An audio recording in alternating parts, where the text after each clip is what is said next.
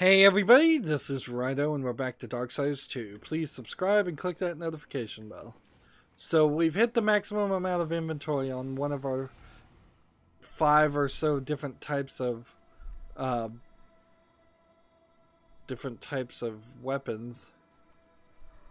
And we see this dragon flying around. And I kind of think it's very possible that that we're gonna fight a dragon and then that's gonna be it. Let's see. Let's come down here. Power that up that way.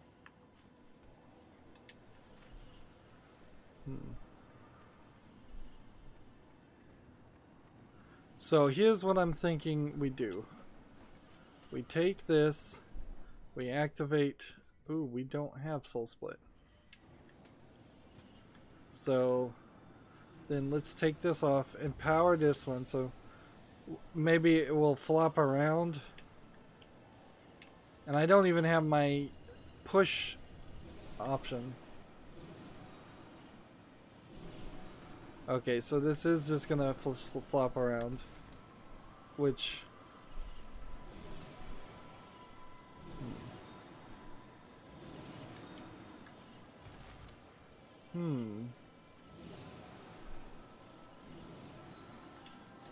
Okay, so that's not what we're doing.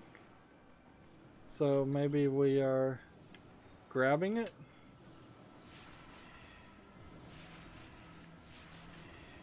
Like, maybe we need to be a little bit further. Yeah. And if I jump down this way and come up this way and try to roll back this way, it doesn't help. If I go this way and go this way, it gets me a little bit of height. But that's kind of all.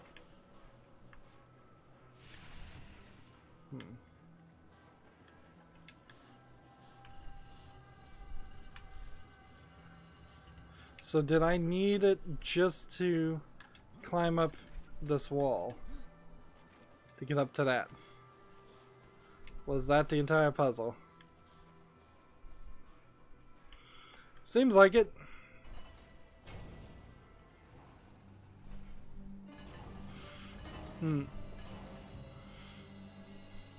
On one particular hand, since this was DLC content that I didn't play the first time, I'm rather happy to find that these elements are not super crazy additions. Like, it would be a little bit bothersome if there was some really great gameplay that happened and I missed it just because I didn't buy the DLC. I mean,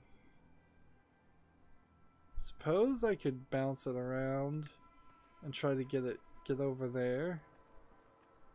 Is that what I need to do? Because it doesn't feel like there's another solution.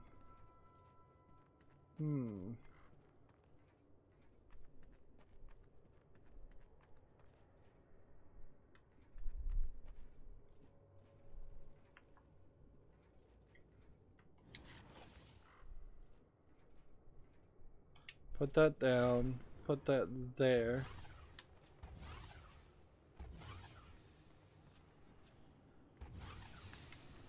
Let's see. Can we jump up to that? Can I throw it? No. So I'm just gonna put this down, take this one away, pick this up.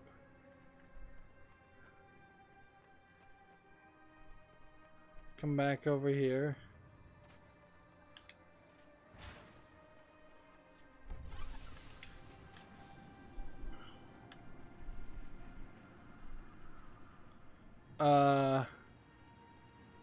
Uh-oh.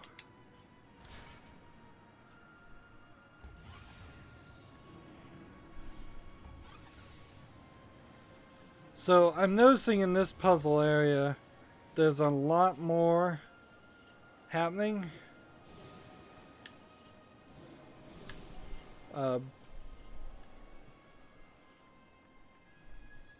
Like a lot more instances of the game not letting you make portals connect to other portals, whereas in the main game it seemed like you could do that without anybody questioning that. Let's go ahead and just hope that this is the right place.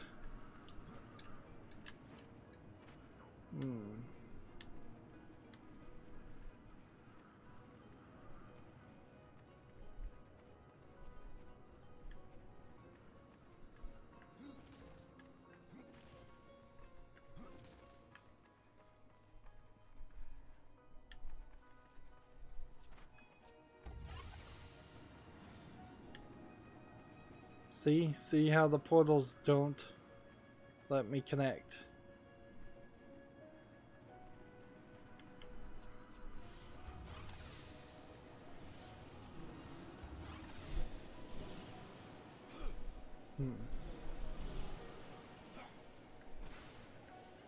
Like, do I need to climb back up here and switch the switch back? This would be the first instance of the game ever requiring that. No, you can't do that.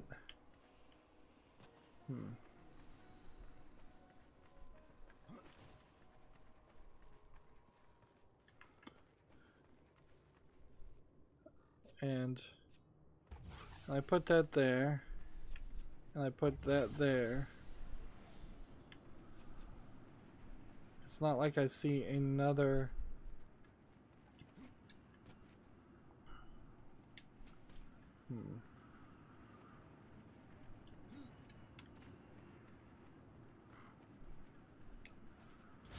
I don't have a soul split ability. And it wants me to go through this door. And how am I supposed to go through this door? This door is locked. We already went through that door. Oh, maybe I'm supposed to continue pulling this. I guess that would make sense.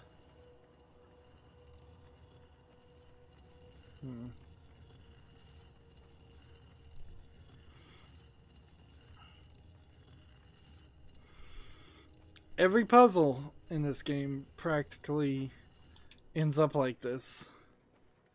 There's just like a lack of sense. A lack of foundational education on the player to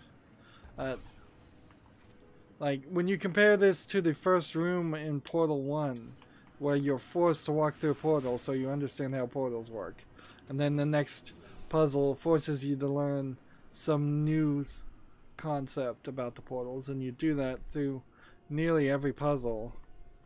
Like this, it's like we've thought up the solution, but we're not telling you. You figure it out on your own. Right. And so I guess what they want me to do in this case is just that.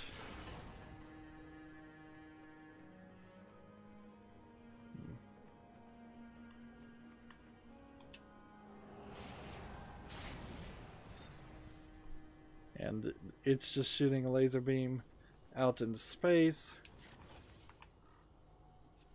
That's alright. We're gonna do this and this,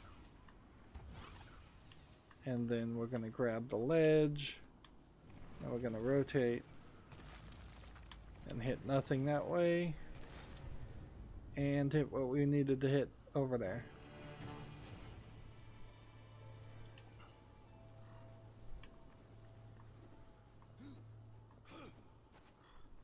That was an odd side jump. So we've kind of gone in a circle as far as the map is concerned. There's still this door with a key, which is, I guess that's a little bit odd. So there's probably some amount of rooms that connect back this way that will give us the key, and through the key we will see what else happens. This is just a standard fall to your death as the visual glitches happen. Or the game kind of has to remind you you can even do that every time you try. Alright.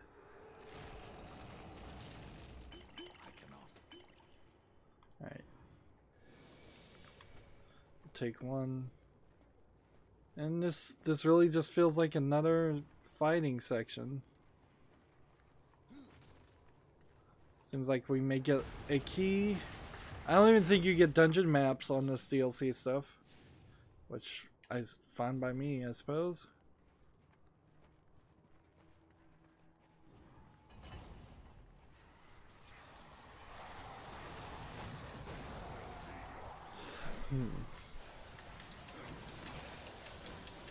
So we'll get a little bit of Wraith or Wrath. Yeah, Wraith is actually a different word spelled a different way. I just mispronounce it half the time.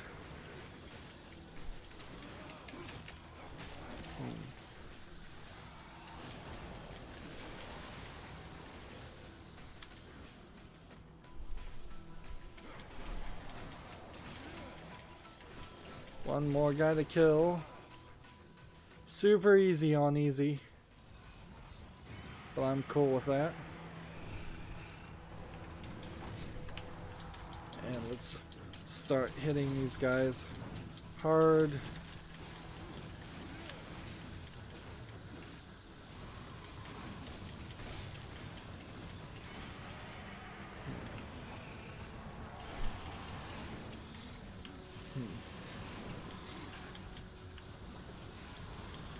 Two of these enemies is not anything new.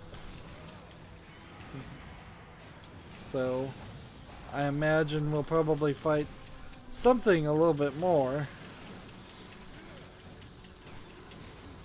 This feels a lot like the Soul Arbiter's maze, where the waves of enemies are getting a little too high.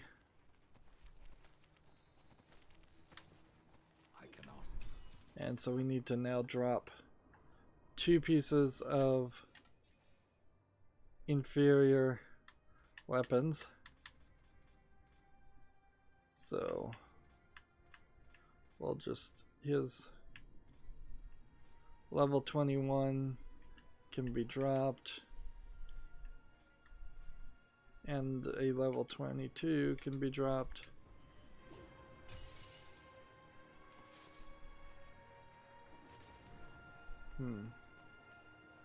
I'm definitely gonna have to go to the store and sell things. We'll see how much all the things I sell are actually even worth. Yep. And we went full circle. Here's the switch to open the door. Through here. They're not giving me any possessed weapons, so I'm kind of wondering if maybe the Horde Seeker never gives you possessed weapons. Or maybe you just never get possessed weapons in the DLC at all. If Virgil was around, I'd buy a possessed weapon from him right now.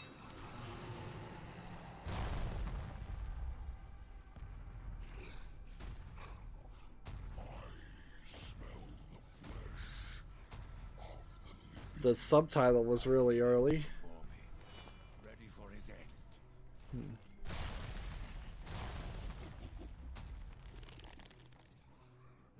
have the soul of a great will.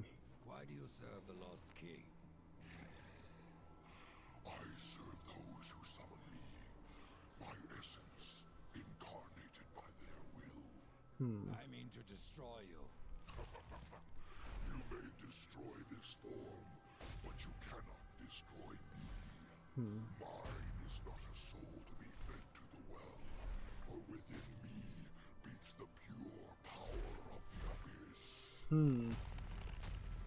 Interesting. None are beyond death.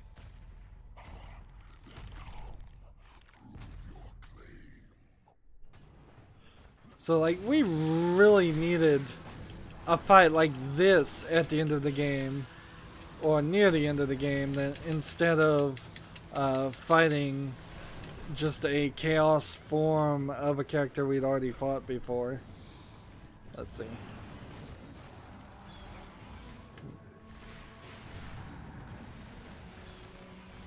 I suppose I want to equip this and see if we can take some damage on this guy.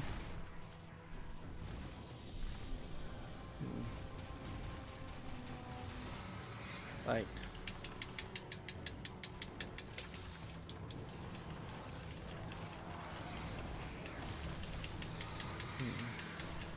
and he's doing major damage to me, so like,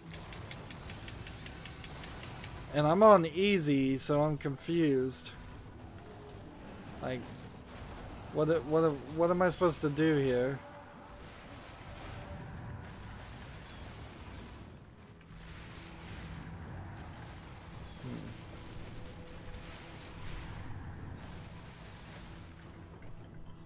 What if we instead equipped this and see if we can maybe get Frenzy to work a little bit better.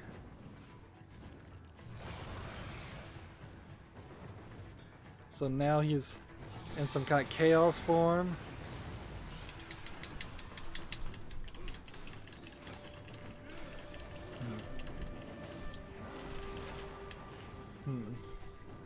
So Frenzy, now I'm trying to, like, I got him halfway down.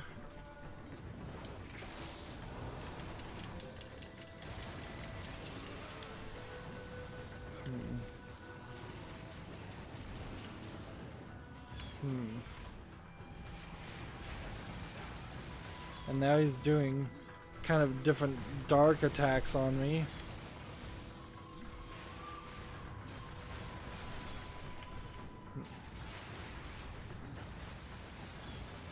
And I don't feel like shooting him is doing anything. Oh, by the way, I guess I could be doing this.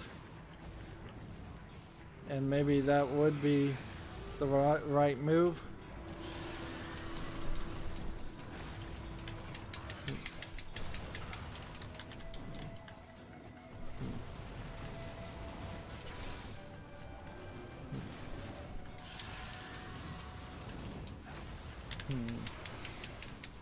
Alright, let's use our final form on him. Yeah, that's a good move.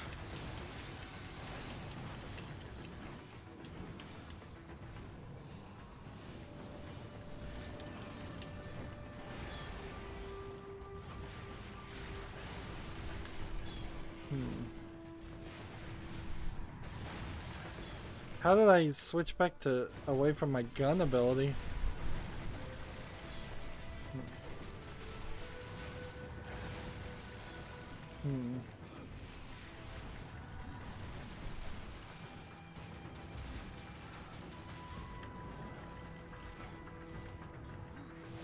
Where is he?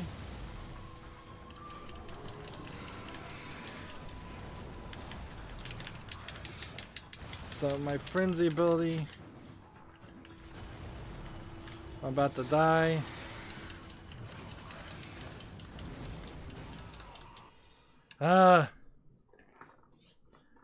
Kind of tough. But I think I know what to do now. Switch to our gun.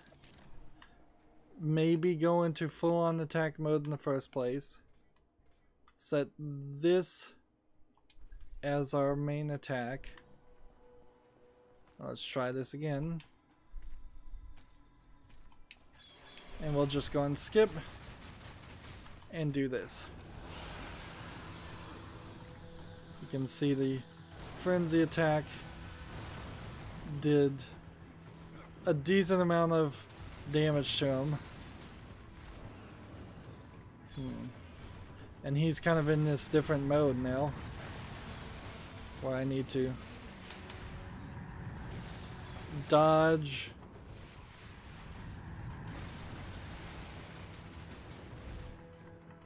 Actually, me shooting him right now doesn't seem like it's actually doing anything. So,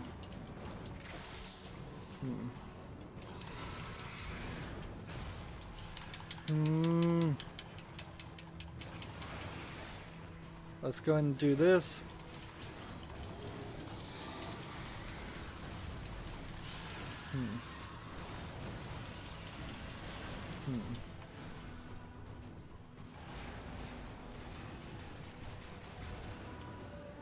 Like, I am just not getting wrath back from shooting him. So this is kind of the standard dodge while he attacks and then attack when he gets close. Alright. And where is he? Probably a good thing I didn't do Frenzy until after that point. That way I could try to do as much damage as possible to him.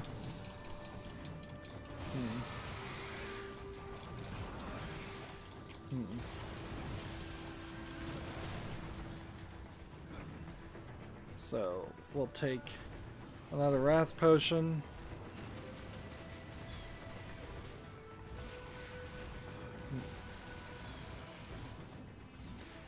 This is using up almost all of my abilities, and so it is a little questionable if you were to fight something like this at your full health, max level 60. Like, what would that be like, and how would that differ?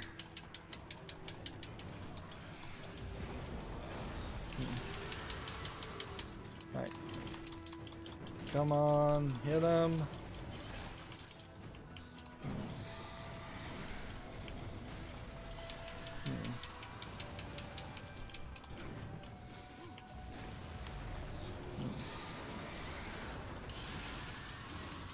I should be attacking not with the hammer, but with the other attack.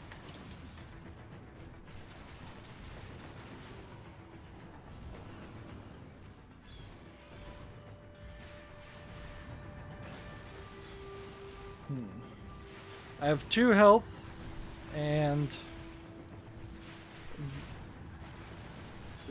it's really hard to dodge all of these. I have no more wrath.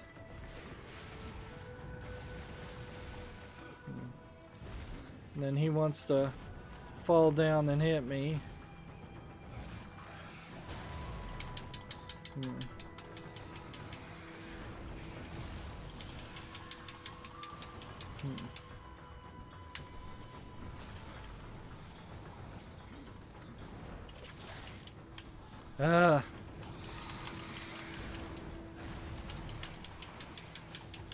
This guy does not want to take a clue.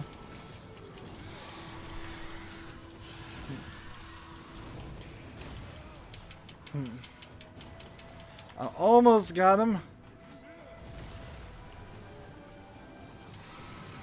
There we go.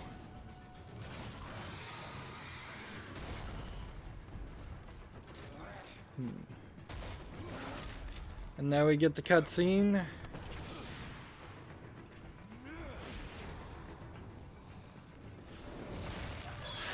I really don't think these were as cool as the cutscenes in the first game.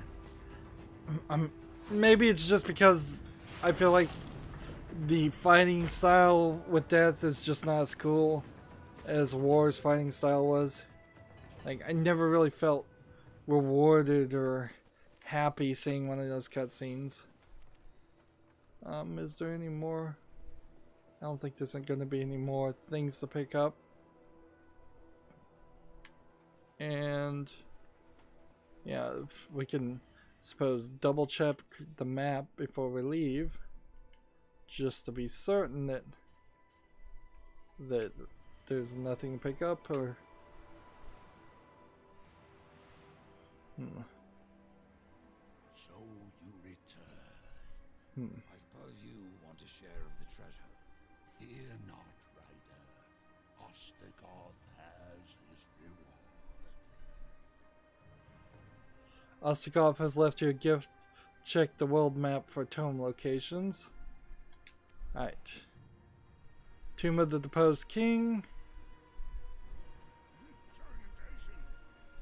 So we'll just come over here and we can't take it into our inventory right now because we're too full. Alright. I don't believe we even have a possessed weapon. And because of that, there's kind of nothing I can do. So I'm going to pretty much just look over the items I have and then sell them. Experience 10, so we'll equip that. Still trying to get experience for not really great reasons.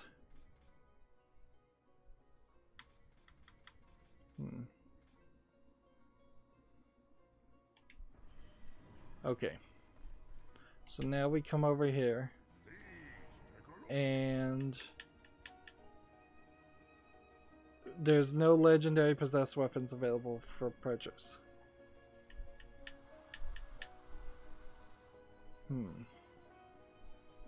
So let's sell. That's kind of all we can do. Just sell this and this and this and that and that and that and that. All of these are pretty good, but they're not as good as a possessed weapon. Probably should sell the nomad slice too. Yeah, go and sell those. I'll hold on to the Goldbringer. Executioner's Hook, sell it. Sell this. We'll look at Absolution just to make sure it's not a possessed weapon. But I think we are good. I probably wouldn't have even been able to feed all of these items into one possessed weapon anyways.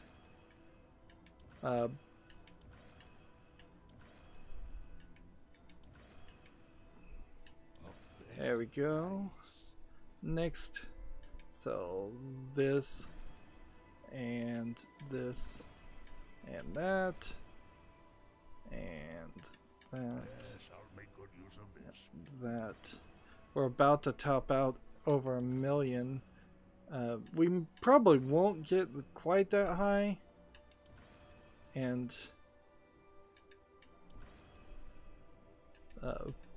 but we may get closer than people would usually tend to believe.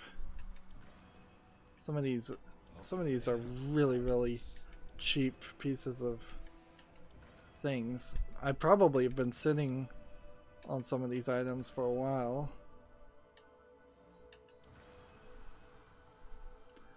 But it certainly doesn't feel like there's much of a difference playing on the hardest difficulty as far as your weapons drops versus playing on the easiest difficulty.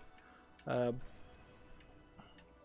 doesn't seem like it really breaks down that way. The game is always mostly balanced.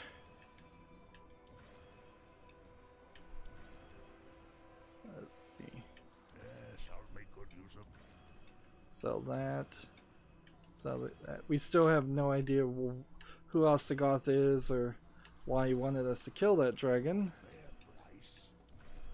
Like, having to play menu hero, that's what brings this game up to its ridiculous amount of wasted time.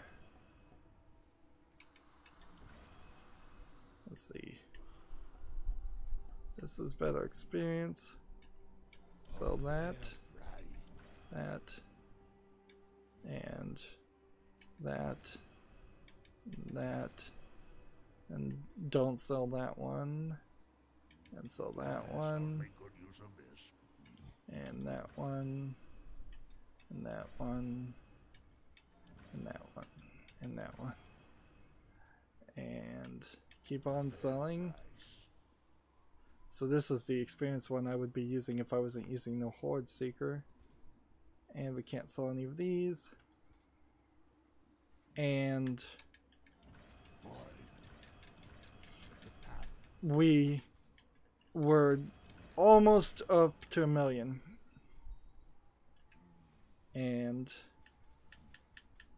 so unless there was something here, like that talisman is probably better than the talisman we had before. This is probably better than what we had before. This is a slight reduction in experience, so I don't want that. This would reduce our defense, but increase our gold. Do we need gold? No, I guess we don't. This would increase our defense, so we'll take that.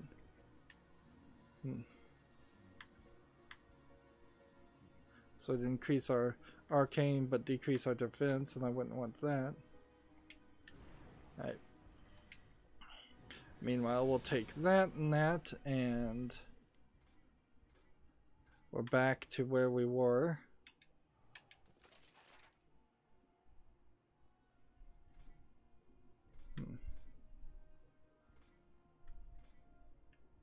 Defense for critical damage. I don't think that's worth it. And if we equip that, that makes this talisman worse.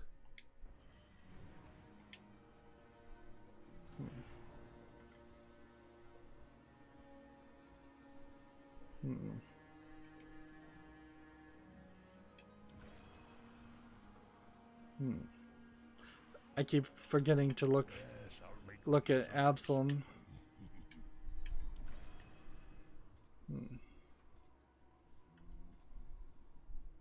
So much of this. Does he not have any more? I know I want you to have it, but wherever would you put it? Yeah, I don't have any Wraith items.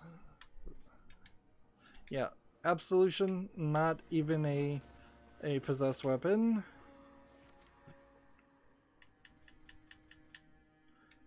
So we get this new weapon. No special announcement there. And it has Wrath Steel, Wrath per kill, and the ice damage. But it does a little bit less damage than what we have. The Forge Frost Twins. Now we get this. Layer upon layer of glacial ice forms a razor edge of these arm blades. Each strike from the twins leaves the wound rimmed with freezing ice, making each blow especially savage. In addition, the twin enhancements steal wrath energy from any opponent and transfer it to the wielder. So, I think we're done. Like, I don't think there's any more game to be played here. It's seems a little odd. Like it does seem rather strange, come to think of it, because what are our quests? Find a way to save war. That's from the main game, is that active quest. Search the Shadowlands, that's from some other game.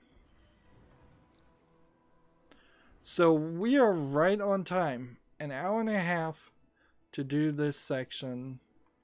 It's so strange that you just kind of load into this and your characters is going to, you just kind of quit. That's what you do.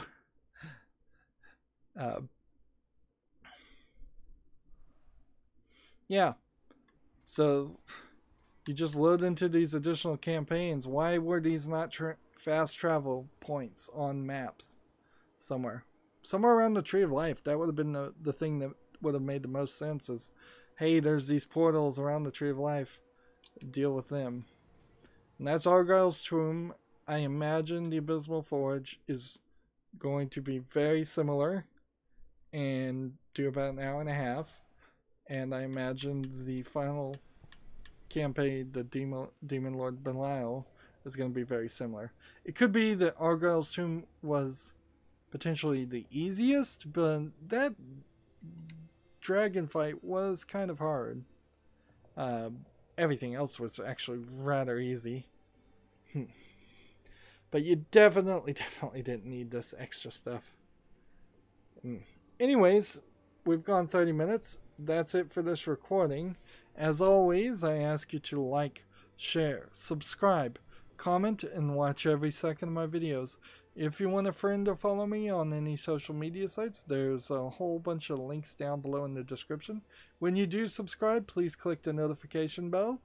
And if you want to support me even further, gift me a game on Steam. Thank you for watching. Have a good evening.